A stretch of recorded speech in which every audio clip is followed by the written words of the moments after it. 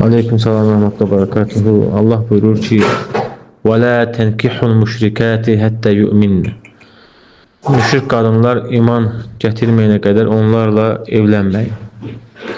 Ve şeriat bunu qadağan edir. Müşrik kadınlarla evlenməyi qadağan edir ve kitab əhli istisnadır. Yahudilər və Nəsranilər istisnadır. Və qalan nə qədər ki müşriklər var, Buddistlər, ateistlər, komünistlər və s.